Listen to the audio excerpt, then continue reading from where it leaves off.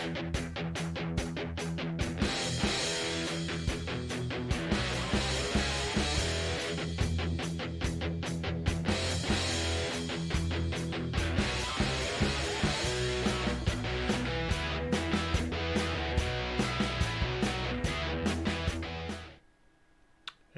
it's 20mm RPG. Rick here. Um, move this mic over a little bit.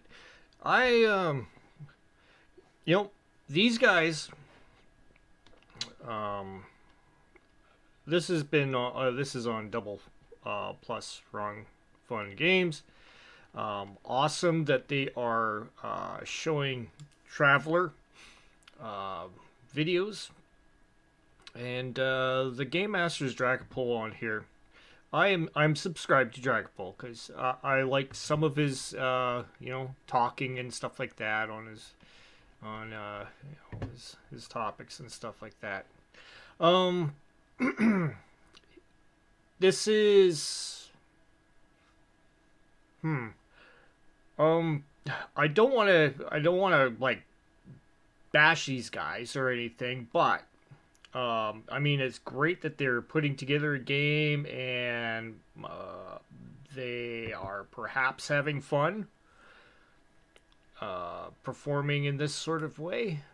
But um, here, I'm just gonna go ahead and play some of their video here so you can see what's going on. So it's The planet of Fentara, which is over here. I'll shift your yep. perspective to there. So he's going over the first initial stages of this game, and he's placed everybody on the ship on another map, and he's basically showing them where they are starting. Maybe zoom that if you can. Well, you have to zoom your own map to maybe 130, 140%.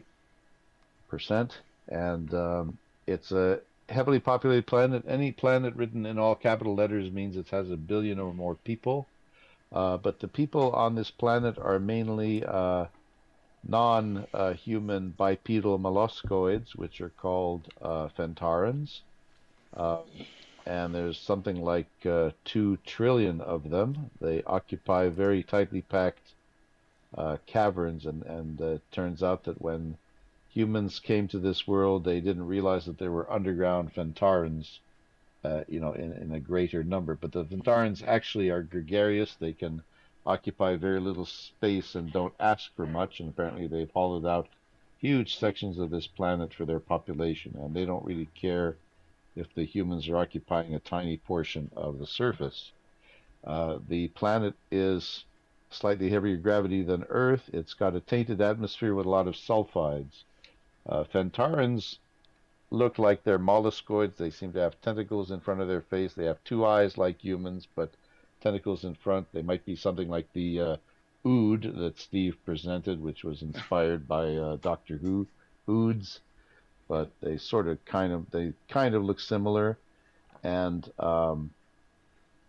but they are the dominant life form on this planet. They excel as chefs, and their cuisine is world renowned, but they have to do one important step to cook for humans, which is to get all the sulfides and sulfates out. Okay, some really good descriptive stuff here. Um, Kudos to Dracopol Pierre for doing this, but um, as you will see, this is going to be kind of a reoccurring theme throughout his game. And this may be particular to his style of how he wants to play as the game master, but for me, okay, if this was the crew dropping down and visiting this planet, I wouldn't reveal hardly any of that information except for that there is an alternate race on this planet, and that's about it. No description about them unless one of the characters is actually part of this planet. Sorry, I had to cut out a sneeze. So if this is to indicate that they're going to be kind of like long term on this planet, sure, great.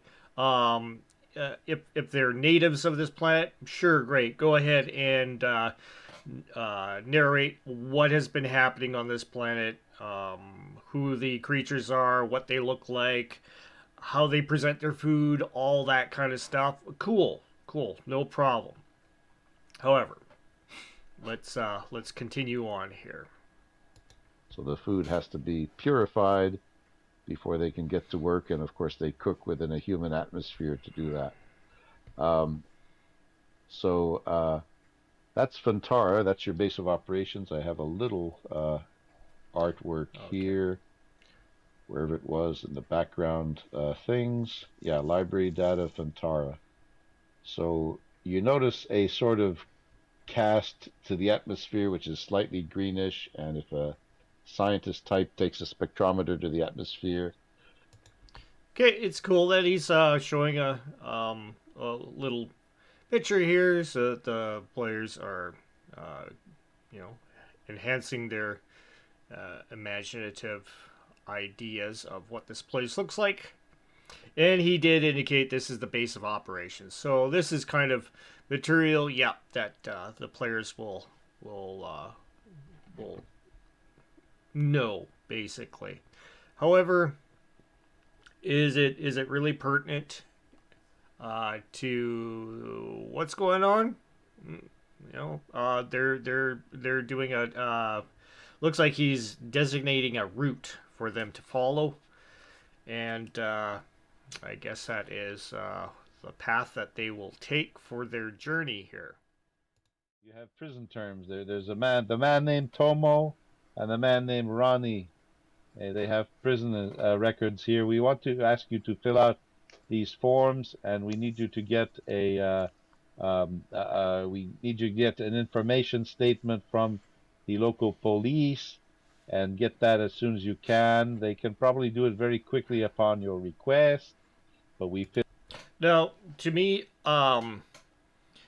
sometimes sometimes it's cool to put in redundant kind of stuff if it may seem redundant, but it may serve a purpose later on in the game. Kind of like ways that a scene is set up in a movie where a certain skill is being displayed by one of the characters, or a item that a character has might be portrayed as being used, or something being alluded to. There's something in that scene that will make a difference later on in the show. So what may seem mundane, and when I look at movies, that's I key in on stuff like that, and I'm like, okay, why is this scene here, why are these things being shown? And usually I pick up things like that, and I'm terrible for watching movies with. I've stopped watching movies with my wife because as I'm just like, just watching it is painful with a lot of the Netflix stuff. So I'm not so easily entertained. But I do watch movies, and I do have some ones that I enjoy with the least amount of issues that I find in watching them. So it's a flaw I have. So in this case, is this really necessary? Is it going to be furthering what's going to be happening in the game? That is my question about, like, why do we have 15 minutes filling of this? Maybe it's a way to establish character traits and stuff with the group. Certainly, that could be what's happening. We don't know until later on.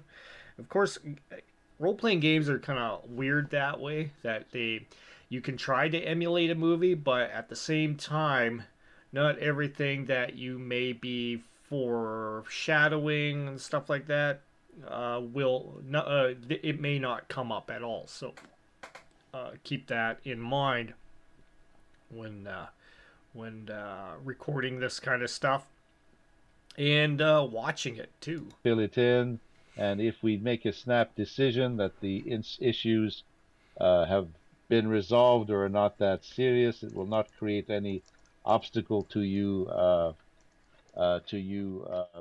being So yeah, I want to look at these alive. papers and like see how complicated it is. I've got my Can I Yeah, parole papers. you Honestly, can can. I I just must admit. get this Um, done real sorry. fast? The Or Yeah, the Well, players are okay, good, focusing good. on Yeah. Well, mundane Wilson right might now. be of help, and that's where I do want to see a role. It would probably fall under admin, which means you just click the education button on your sheets, and we'll. My finger over my mouth, like, don't That's say much. We got that's this. the Honestly, I'm struggling. that's the unfortunate thing about interfaces like this, virtual tabletops. If you're not familiar with it, sometimes it's an issue directing players to click on the right thing.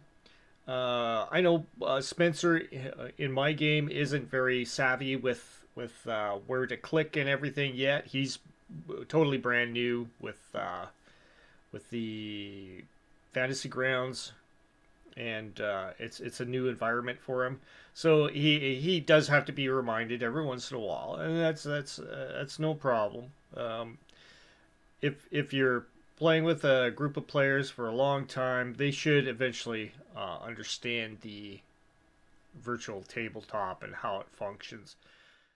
So using the least amount of interface is advantageous when you start off with a virtual tabletop. I tried in my early live streams with our group. They didn't have any idea how the interface works, so it was a little bit of time being absorbed in showing them how to use uh, certain gadgets within the virtual tabletop to roll their dice and stuff like that. So it's just an issue that you're going to come up against. So let's continue on here. And I'll give them some Yeah. pointers. Here. I saw a comedy movie about these high school students who do everything to cheat on their final exams, and one of them wears a Okay, let's to meet a woman who can support his weight. or what do I have? Yeah, I think I have. You can do that. Yeah. I have a blade. You might still be at -1 to try to do first aid on an alien or something. It depends on the situation. You're guided by all this data and information. But that's settled. Around noon, you also get what your job is going to be. Now, this is a painful part about the traveler setting is the players portray a week of time in a ship when they travel from point A to point B in a jump.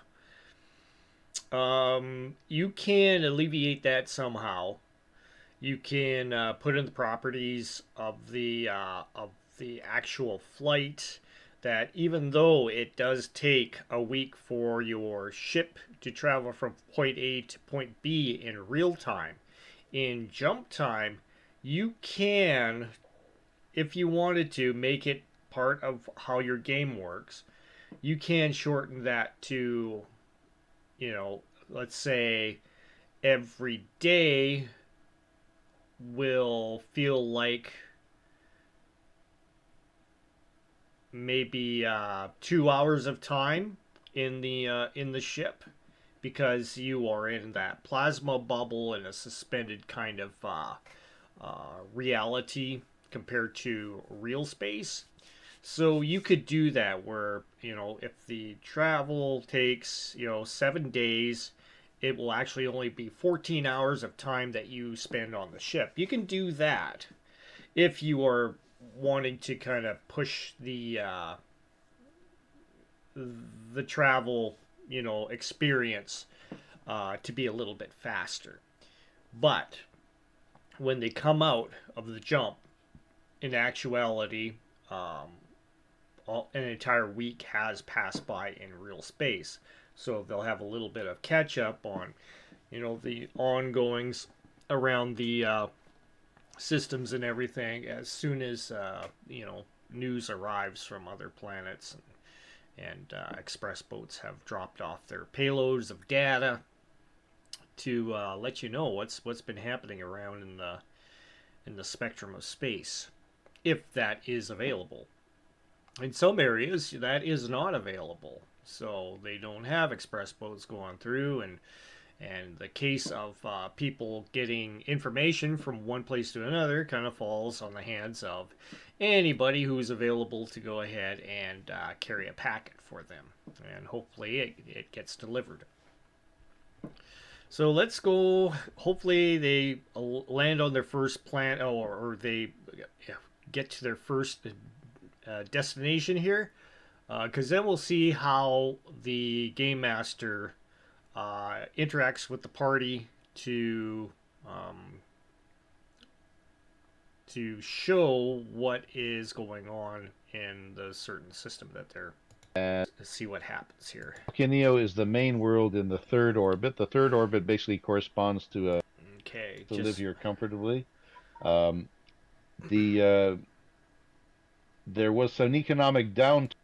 That's right. That's right. Because of the population, and here's the big reveal: the reason it's got a high tech level but no law level is because Frideo is the planet where, beyond all expectations, a bunch of robots became self-aware, so they don't count as living beings, so they're not on the population.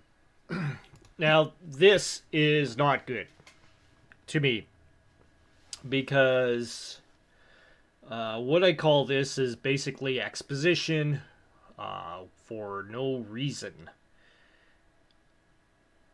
Now, if this is if they are approaching a planet and they are like popping up a library section on this planet, and they would receive this kind of a data, bulk data download of all kinds of interesting facts about the place, sure.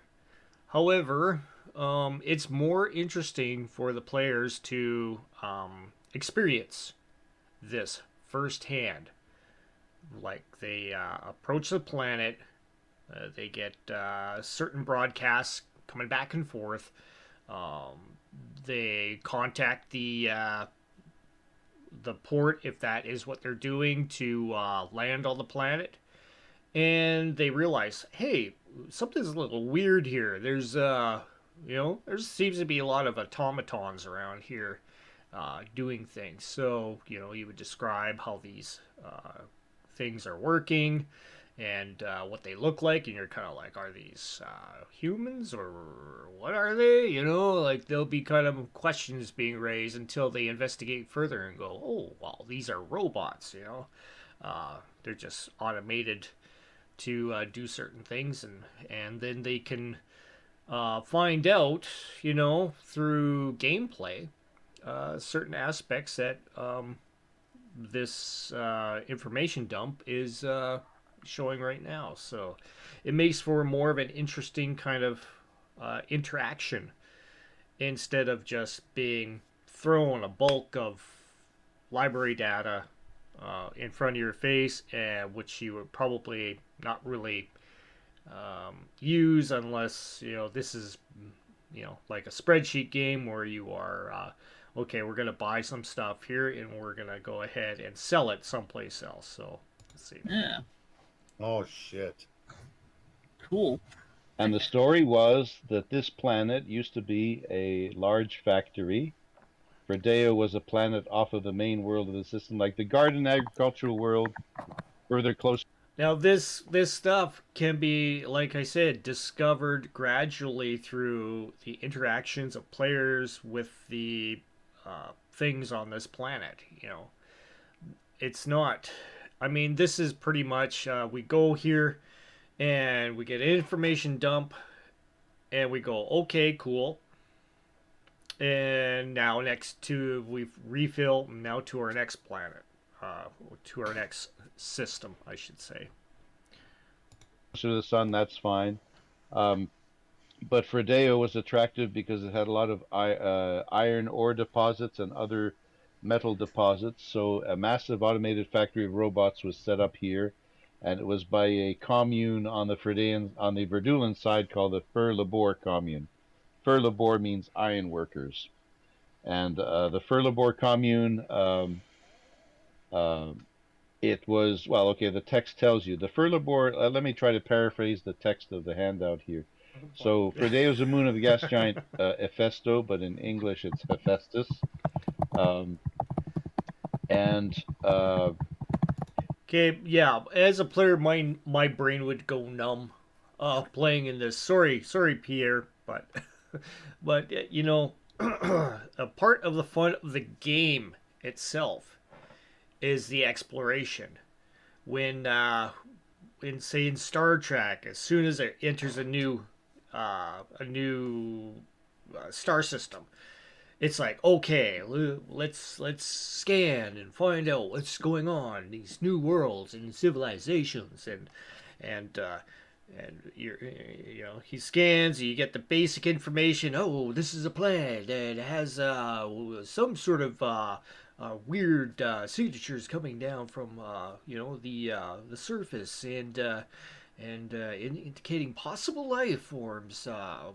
Let's check it out further. All right, let's send down a away team, and you send down a away team, and they go down to the surface and then go, oh, this is very strange. You know, strange planet. We're being escorted by by this fleet of drones. You know, they don't appear to be from our scannings. They don't appear to be occupied.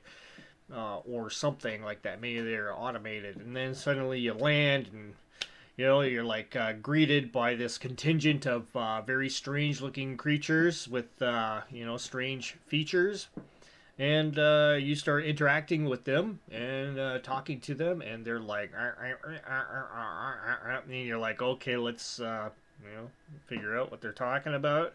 Let's carry on a conversation so we can generate some translations here, unless it's already been translated by the computer. And then you start to understand what they're talking about, but it may be phrased differently because with languages sometimes the order of things gets switched around. Like if you were to directly interpret Japanese to an English language, or something like French to an English language, you're going to find things are flipped around. The action, the verbs will come before the pronouns or the nouns, and vice versa. So it'll be a little bit of an issue to figure out what they're actually talking about. So you can use that as a game master to kind of play around with the players' brains for a little bit before they go, oh, okay, this is what they mean. And that's the fun part about it, is the interaction, and maybe it's causing some sort of issue between this communication that that will result in something interesting happening, or it's but throwing a whole bunch of information to the players like a big data blurb for you lose the mystery of exploration. That's the fun part. It's players exploring stuff and discovering stuff on their own, not just we jump here and this is what we're purged, or not purged, but hammered with a bunch of information drops, and that's not fun. I mean, it's cool in its own way where, yeah, okay, we learned this about the planet, but we're kind of like we're not interacting with it. We're not learning it from firsthand experience. We're just fed info.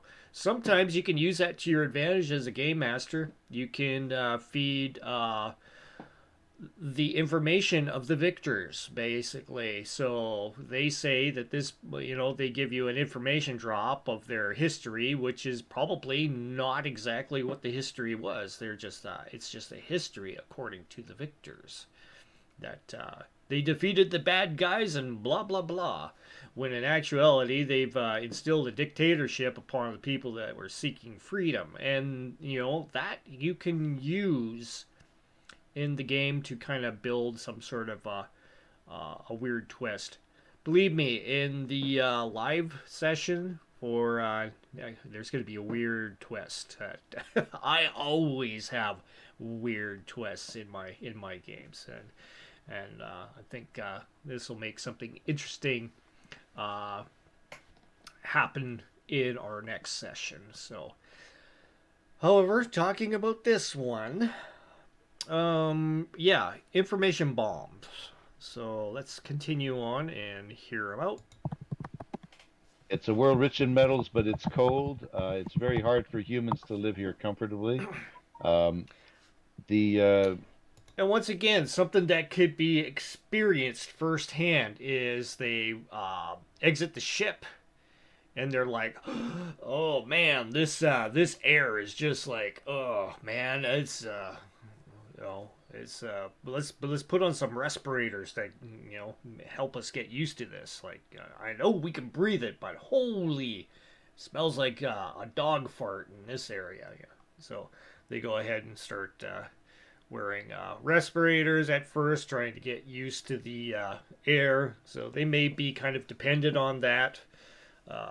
It's more or less a distraction that would maybe cause a -1 on skills for the first little while, because it's pretty much an irritant. So something like that could happen. Let's go on. there was an economic downturn, and it caused the Furlabor commune to close this place down in 1093. So that was about 12 years ago. It lay dormant. But the computer running the robots, and the computer had a particular name, which was the Materials Network Operations Staff and Energy Regulator, and it's Now this could be revealed during the perhaps they're interacting with a kiosk or something that expounds information, and it could be revealed that this is the name of the interface that they are working with, and that they don't need to know that at the first contact all this information. They could learn it and make their own notes and say, "Oh, this is an interesting thing," and write stuff down about each of the place, and they might have their own little record of what they know. But yeah, info dump, once again, not a good thing. Let the players discover this themselves. Otherwise, it feels too much like we're on a ride. We're on the we're on the ride on Disneyland, and we're on a railroad here of being shown a bunch of stuff as our exposition, and it just doesn't feel natural. initials, if you write them together, um, is this name, Mater Noster, and Mater Noster is our mother in Latin. And what Mater Noster did is it somehow got coordinated itself, and it started to experiment with a sophisticated mix of library and management modules, and it started to exchange software with the entire robotic staff, and somehow the synergistic processes caused them all to be self-aware, and it's believed that Okay, so once again, this is akin to a Star Trek episode where instead of this natural exploration of going into a new star system to go ahead and say, okay, what's here? Instead, it's like flood of information. Okay, so we know maybe we shouldn't go near this anything here. Let's go to the gas giant, gas up, and get the hell out of here.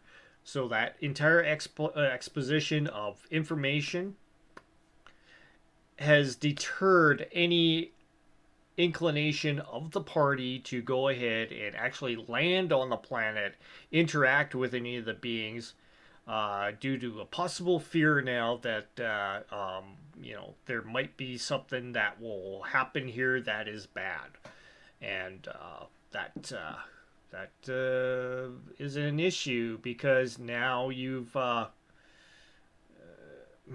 already revealed everything that is to be technically explored on here, so why even bother landing on the planet? So instead of the Star Trek crew landing on the planet and having this crazy adventure, they dismiss it and go on to the next spot. So there's your Star Trek adventure according to this.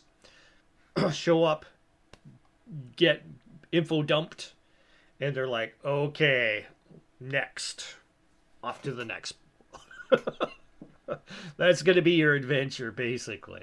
Let's see how this follows through. Because they were exchanging software between Matter Noster and the individual robots, somehow it triggered self-awareness. These were general like this is awesome stuff from Pierre. Like, this is a lot of cool information, something that you could definitely like. This guy's got a great if this is his own thing, he's got a great a great imagination, but it's being used in the wrong way.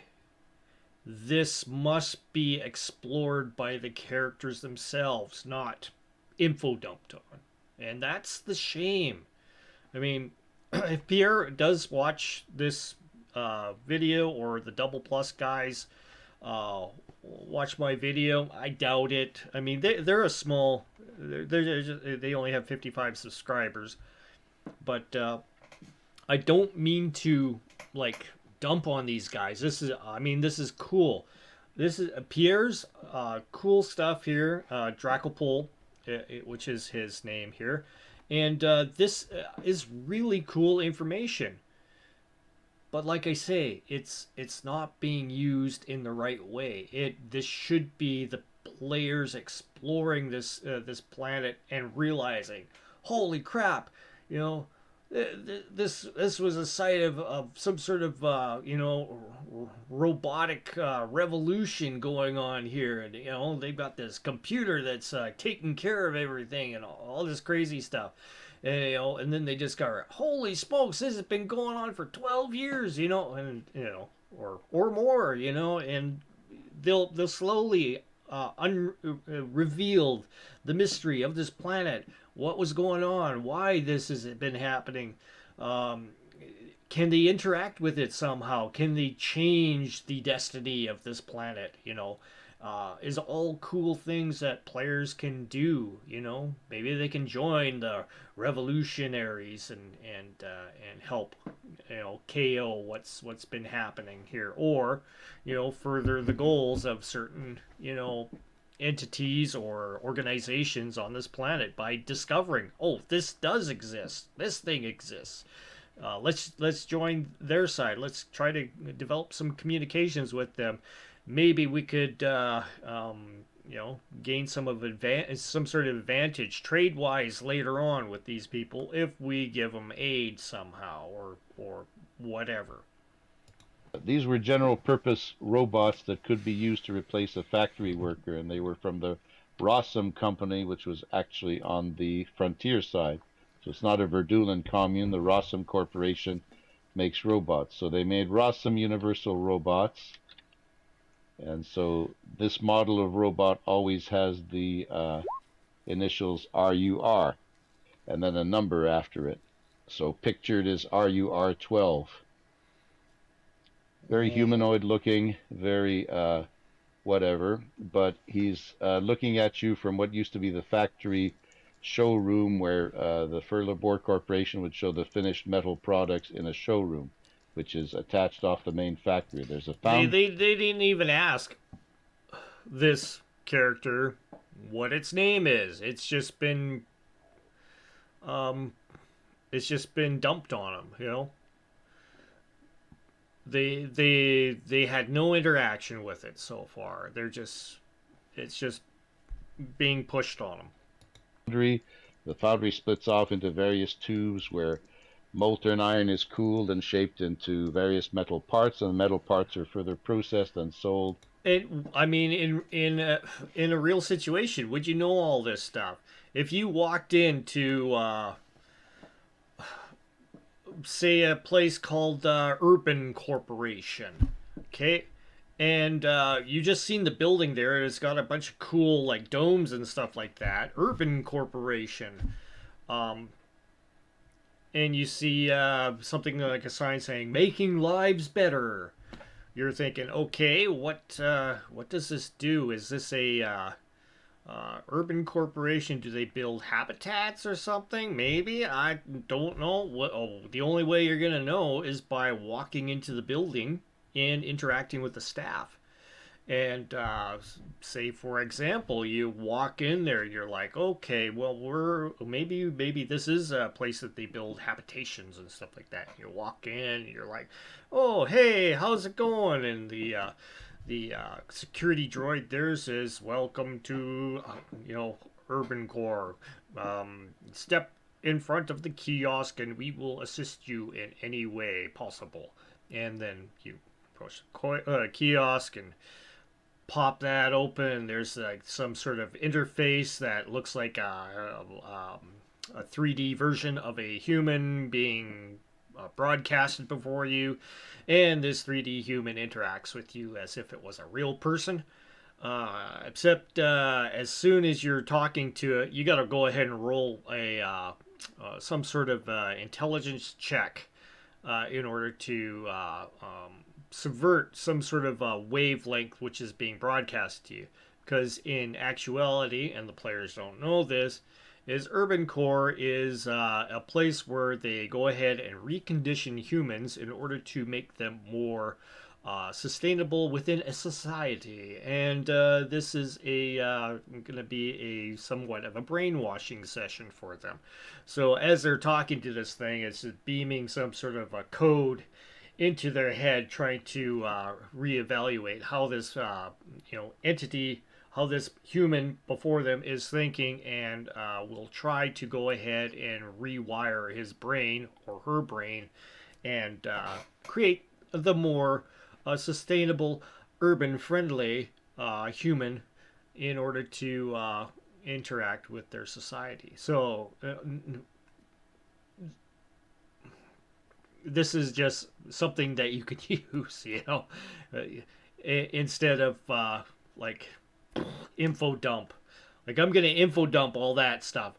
As soon as you look at urban core and you go, oh yeah, that's a place that's gonna brainwash you as soon as you walk in. Are the players gonna walk in there and start? No, they're not gonna. They're just gonna stay away from that, and we're going this way. That's why I'm saying, don't info dump your players. Let them find out naturally what's going on. Because otherwise, your session ends up being like this, where we travel here, info dump. Okay, avoid all this. Travel here, info dump. Okay, this is a no area because we have bugs and everything like flying all over the place, and even though we haven't actually physically seen this, we're not going at that location at all. Let's go to the next place. And they're missing adventure through exploration, and that sucks. Hope this helps you in your next Traveler Sessions games. Reevaluate how you are portraying all this information to your players. Let them explore it themselves. Stop info dumping them with information that would deter them from actually having an adventure. That's all I have to say about this. So hopefully, if you think this information is great and you want to hear more, truths about games and stuff like that, just subscribe.